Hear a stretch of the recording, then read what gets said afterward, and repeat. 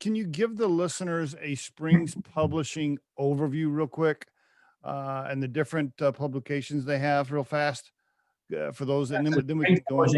Springs Publishing is the corporate name. Not a lot of folks know that as a consumer, but we have six. I mean, the company that I acquired has six publications, and they're all monthly print publications, which we'll talk about. Are still driving the bulk of the revenue, and five of them are geographic, so they're what we call hyperlocal. So they serve really five of the most influential and affluent communities in Atlanta. So we're in the communities that are called Dunwoody, Sandy Springs, Buckhead, and Brookhaven, which are sort of the ring on the north side of the city of Atlanta. Buckhead's actually in Atlanta, and then we have one that serves what's called the Intown community. So that would be your more sort of urban living in Atlanta, in-town communities. And then we have a vertical publication called Atlanta Senior Life, which goes to the active senior community. And that one's not tied to geography. That one goes outside of our other coverage areas. I see. But it's a real exciting vertical. I mean, that space is super interesting. It's growing. It's more boomers age and people looking to get information out to that community, and also for marketers to reach that demographic has been something that's super important to them. And what's the I don't know how you measure yourself in the newspaper world or the publishing world. Do you measure it by readers, subscribers? What and can you talk about any of that? Can you go into any details for how large it is from a reader perspective? Yeah, so our model is we're a community newspaper, which means sometimes these are referred to as alternative papers. Our distribution model is we're free, so we're not subscription based. So we distribute in the mail using a service that the Postal Service has that we pay for, and we distribute in the mail to zip codes in our communities. So whether you want it or not, you're going to get our paper in your mailbox. I see.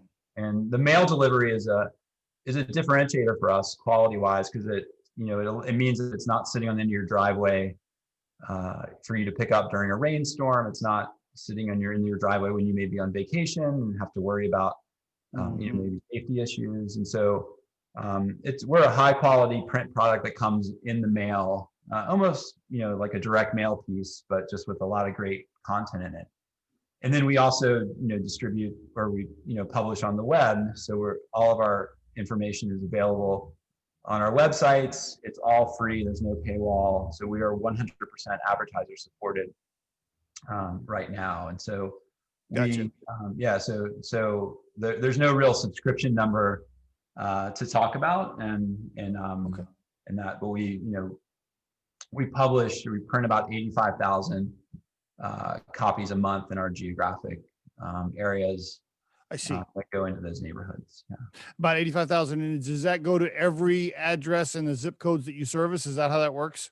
Yeah, more or less. I mean, there's a couple of little quirks where we don't distribute right now to multi-family housing. So we go to homeowners in those communities and not to some of the larger like apartment complexes. But we do just we do distribute some of those into like their.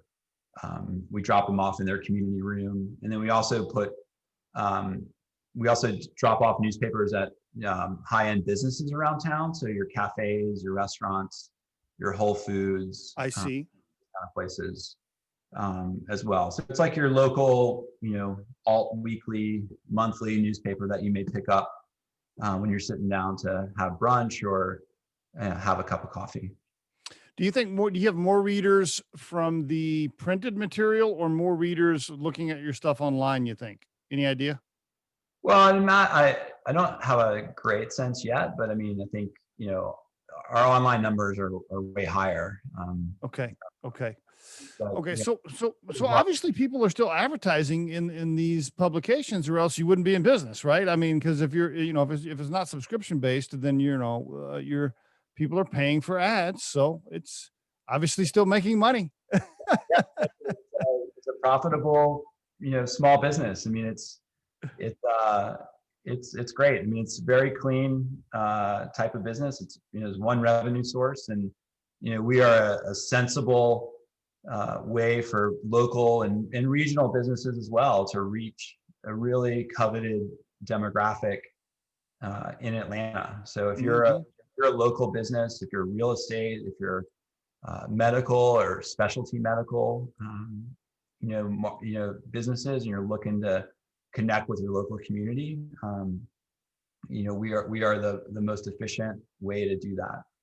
Yeah. What are the bulk of the advertisers? Local restaurants, local real estate agents, local insurance agents? Yeah. Well, who are your heavy advertisers?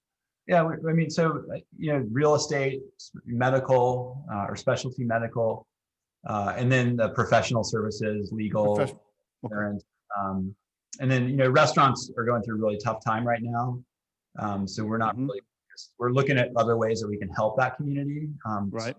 Through a really high quality editorial, really getting the word out about them and the ones that are doing good work. But we're not sending the sales team and knock on restaurant doors right now. Right.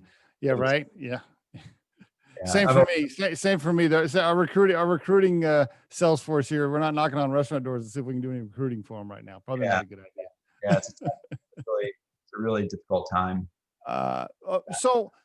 So did you bootstrap this thing yourself? I mean, not bootstrap, but you purchased it yourself. Did you have any partners? Is it all you? Or are you 100% owner? How much of that can you go into? Yeah, it's me. I mean, it's me and the previous owner is helping me do it. So. Oh, okay. So we're in it together.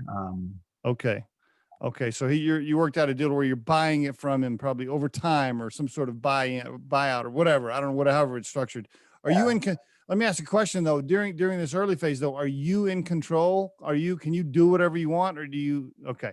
Yeah. I can do whatever I want. I mean, it's not my personality. I like to build consensus, and I hear you. Getting input from other folks that know a lot more about this business than me.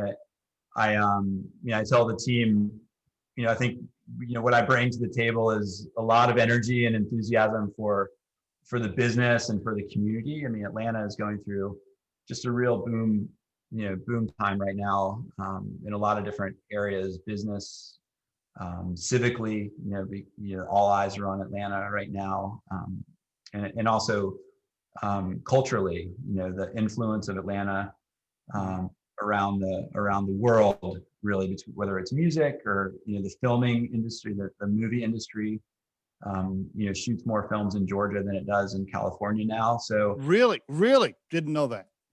And Fortune 500 companies moving here all the time. So Atlanta is it's a great place. I mean, a lot of my friends from LA or New York tell me, if there was an ocean in Atlanta, everyone would be living here. If you think today's tip or guest interview can help someone please share this with them. If you've enjoyed today's episode, please subscribe to our channel and hit the like button. The Riderflex Podcast features entrepreneurs, business executives, and the stories behind how they got there, as well as daily tips on career advice and job interviewing. You can visit riderflex.com to learn more about us and get information and pricing on the recruiting and consulting services we provide. Thanks so much for listening, and have a great day.